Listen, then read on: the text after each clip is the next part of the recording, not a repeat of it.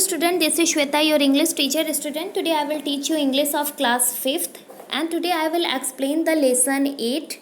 Okay, my elder brother. In my last video I had explained the half of the chapter. Today I will explain the remain of the chapter which I had left yesterday, student. Okay, in my last video I told you the Munna was passed in the examination and भैया was failed in the examination. Okay, आपको जो है मैंने पिछली video में बताया था कि जो मुन्ना था जब उसका रिजल्ट आता है वह खेलने कूदने के बावजूद भी पास हो जाता है, लेकिन जो भैया रहता है वह पास नहीं हो पाता है. ठीक है, और वो लास्ट टाइम में क्या कहता है अब मुन्ना से कि मुन्ना जो है तुम बहुत ज़्यादा घमंड मत करो.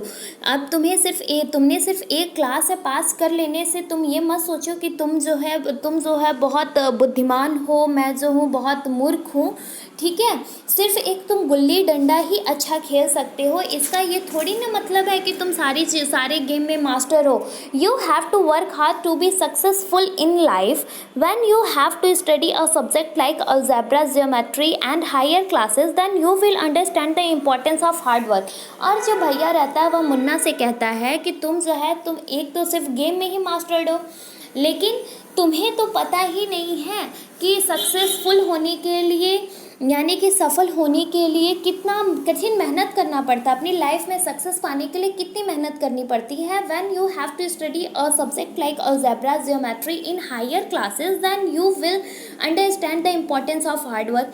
और जो भैया रहता है वह मुन्ना से कहता है कि जब तुम कभी अलजेब्रा और जियोमेट्री हायर क्लासेस में पढ़ोगे, जब तुम अपनी आगे की क्लासेस में जाओगे और तुम अलजेब्रा और जियोमेट्री पढ़ोगे, तब तुम्हें जो है कठिन परिश्रम की इम्पोर्टेंस समझ में आएगी कि आखिर कठिन परिश्रम होता कितना है और कितना करना ज़रूरी है. Okay student, in geometry if one rights ACB instead of ABC, the answer is marked wrong. अगर जो है ज्योमेट्री में तुम क्या करते हो, अगर तुम ACB की जगह ABC लिख देते हो तो तुम्हारा जो आंसर है उसे गलत कर दिया जाएगा. The examiners will not spare you, they want you to learn word by word from the text book.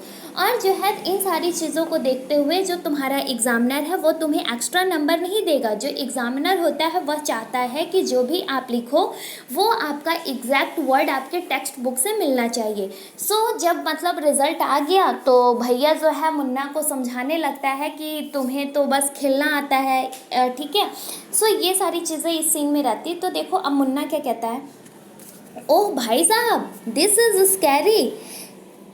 ठीक है, ओह भाई साहब this is scary, I don't think I want to go to the 9th class now, but I will still complete my day's homework so that I get no punishment in the class. अब जो मुन्ना है वह अपने भाई से कहता है कि ये तो बहुत डरावनी चीज़ें हैं, यानी कि जितनी भी जियोमेट्री या फिर अलजेब्रा है वो बहुत ही ज़्यादा डरावनी चीज़ है, और मैं ऐसा नहीं सोचता हूँ कि मैं 9th क्लास के भी आगे जा पाऊँगा. But I will still complete my days homework, लेकिन इसके बावजूद जो है मैं अपना होमवर्क पूरा कर लेता हूँ ताकि जो है मैं क्लास से अपनी पनिशमेंट ना पाऊँ.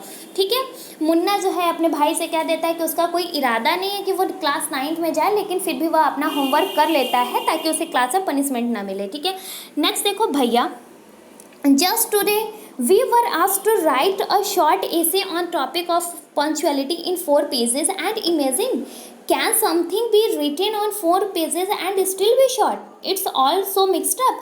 अब जो है भैया मुन्ना को बताता है कि जब आज हम क्लास में थे तो हमें एक शॉर्ट एसे राइट करने के लिए कहा गया था, किसमें, पंक्चुअलिटी पे. हमारा टॉपिक जो था पंक्चुअलिटी पे था, लेकिन उसमें हमें 4 पेज राइट करना था. और क्या तुम इमेजिन कर सकते हो कि 4 पेजेस लिखने के बाद भी वह एसे छोटा कहा जाएगा, आप सभी चीज़ें उससे मिक्सअप नहीं हो जाएंगी. मुन्ना बोलता है, मुन्ना अब जो है वो अपने भैया से कहता है थिंकिंग अ लॉट, बहुत सोच समझ कर बोलता है. Thank God it was time for school और the scolding would have gone and gone. अब वह कहता है कि अच्छा हुआ कि वह स्कूल का टाइम था, वरना अभी फिर से मुझे डांट पड़ती. ठीक है, क्योंकि जो भैया रहता है वह हमेशा जो है मुन्ना को पढ़ने के लिए डांटता रहता है. Is that clear? सीन 3, अब देखते हैं सीन 3 में क्या है. The result were out once again and still so happened that Munna passed and भैया फेल्ड अगेन.